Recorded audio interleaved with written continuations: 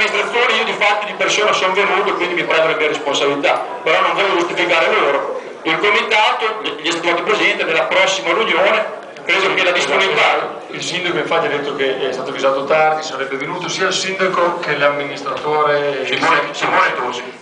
Volevo solo dire che io quelli della GAR, che li ho chiamati 10 giorni fa, era abbastanza scontato che non sarebbero venuti, però uno doveva andare via, l'altro ha detto che doveva stare con la famiglia, fa stesso, non rispondo per la GAR, quindi mi auguro e noi avremo poco tempo per una faccio questissimo chiuso. Mi prendo anche l'impegno con la segretaria democratico di invitare in un'altra situazione la GAR a presentare un progetto nella sua piena chiarezza, perché credo che va in modo positivo verso tutti sapere e informarci e avere tutte le informazioni e le garanzie. E ripeto, nell'ordine del giorno che abbiamo presentato abbiamo detto prima che venga fatto un impianto biomassa fossili, e l'importante è anche sapere cosa vuol dire impianto. Io non userei la parola inceneritore perché è un'altra cosa, no, ma è un'altra cosa.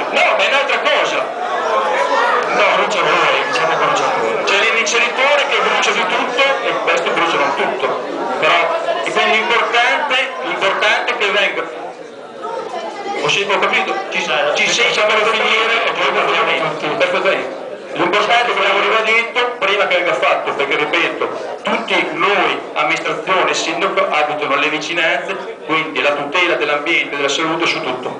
Grazie. Grazie, allora cerchiamo di fare parlare tutti, facciamo degli interventi brevi e facciamo parlare tutti, perché se tutti dicono la sua dopo non si capisce più niente. Interventi brevi, dopo tutti possono parlare.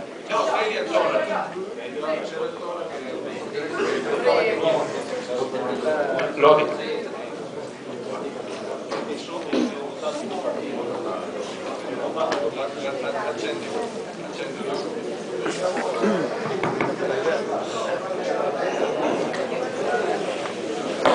Buonasera, io sono farmacista, abito a Fossoli e chiedo soltanto di ricordare una cosa.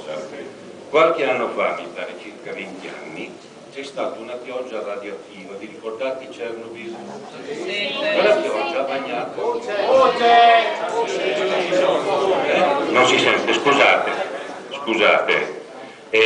Questa pioggia che è caduta su Fossoli arrivava bella fresca per tutti noi da Chernobyl ed è caduta per terra, non si vede nulla, però in questa pioggia ci sono delle sostanze radioattive che durano circa 70 anni, dico 70, ne sono passati 20, ancora per 50 anni le nostre piante, i nostri fiori, le viti, gli alberi, le mele, le pere, tutto quanto produce legno assorbono questa sostanza perché la scambiano per calcio.